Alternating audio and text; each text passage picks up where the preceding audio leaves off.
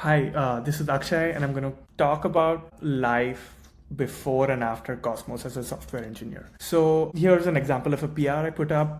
Before Cosmos, we still had AI coding tools like in the IDE and CLI. So generating this code was really fast. I could do it in with very little human involvement. But the problem was I can generate the code really fast, but getting it through the other steps of the SDLC, like code review, testing, and then other activities like incident response, were still bottlenecks. So even though I could code really fast, my overall throughput of PRs, or the amount of features I was shipping, was probably only like 30 or 40% higher than like pre-AI. And this is like a very well-known phenomenon. There's Amdahl's law for hardware, or your typical assembly line rule. So if you optimize only one part of a pipeline, so coding actually takes up like 30% of a software engineer's time. If you even optimize that part 100x, you will at most get like a 44% speed up. But if you really want to see that 3x speed up in your SDLC, you need to automate all parts of the SDLC, like including like review, testing, and ticket management, and all of those things. So for today's video, I'll take an example of code review and incident management. But with Cosmos, we ship out of the box workflows to automate all aspects of the SDLC. So here's one example. So there's this 1,000-line PR that I've put up. I generated it pretty fast, but my pre-Cosmos, what would have happened is a reviewer would have been like, oh, this is a 1,000-line PR. I'm going to take like 6-7 hours to go through it. So I'm going to probably review it next Tuesday. So you might ask, but what about like, AI code review bots? So those bots are useful. They do catch a lot of important bugs, but the problem is that catching bugs is not the only thing you do in code review. We also need the human reviewer to A, understand the PR, B, go through the design, architecture, security considerations, and so on, and make a conclusion about whether we've taken the right decisions in all those places. And that means that the human reviewer still has to read 1,000 lines of code.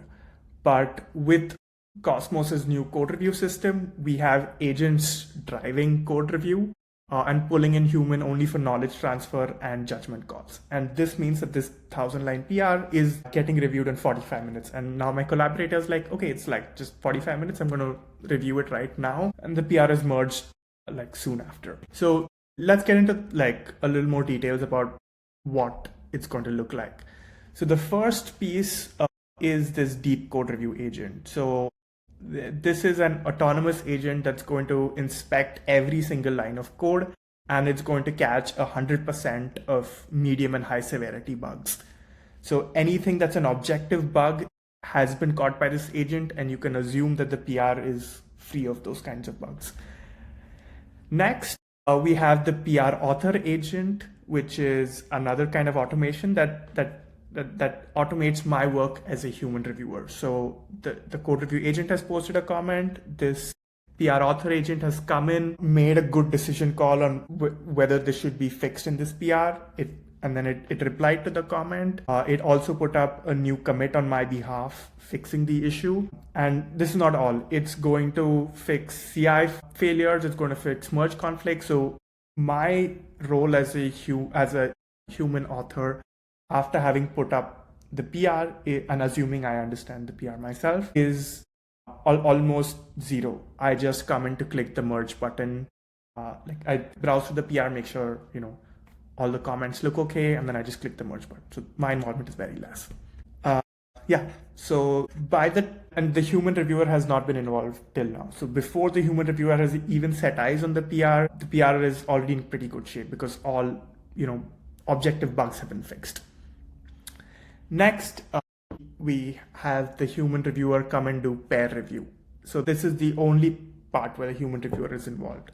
They're going to walk through the high-level aspects like the architecture and design. They can chat with an agent about whatever, like how is this particular element designed? What are the implications? How does it match the way we've architected the rest of the system, and so on? And knowledge transfer. So this is essential. So even though I've just taken 45 minutes to review this PR, I still have a good understanding of the design and architecture, what choices were made, what risks are involved in this PR, and I'm on board with, like there are some edge cases the author did not address because the agent has gone through and summarized the whole thing for me. And yeah, if I have any concerns around the design and architecture, the same agent will go and post some comments. And remember, our PR author agent is there to go and address those.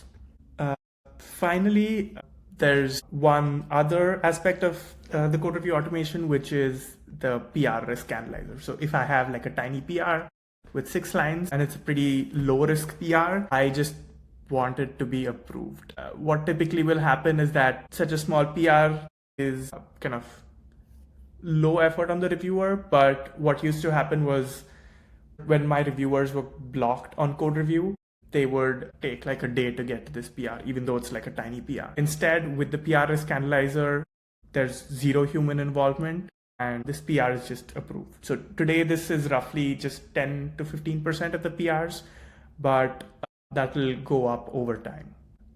And then one thing I'd like to point out is that this whole code review automation doesn't need to be designed by every single user of Cosmos. So Cosmos already comes with these built-in automations called experts, and you just chat with an agent saying, set up a code review automation for me, and it'll ask you for your preferences and set up the whole automation for you.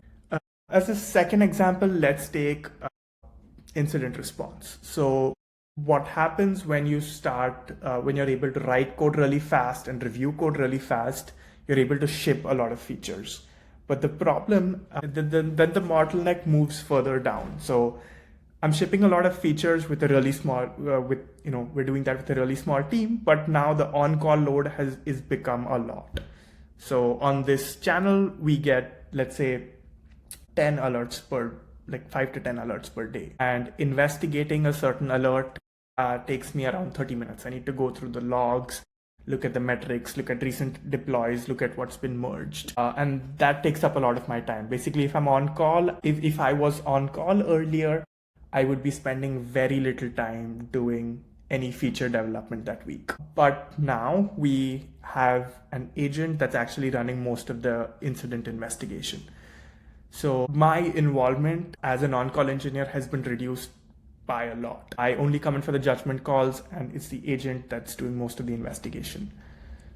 So the way we've set up incident management is we have a Slack channel where alerts from PagerDuty come in, and as soon as an alert is posted, we have an agent that goes in and does a root cause analysis. It has access to everything that a human has. It can access metrics, logs, recent deployments, recently merged PRs, all of that. It's going to do a root cause analysis, and it's going to give me a set of recommended steps. And this whole investigation would takes like 30 minutes on average per alert, but the agent has done all of it within 4 to 5 minutes. So I'm responding to incidents faster. The quality of the root cause analysis is better on average. And yeah, sorry, I'll digress a little bit here. So the reason why the quality is slightly better goes to another advantage of Cosmos, which is earlier, the way we used to do incident response is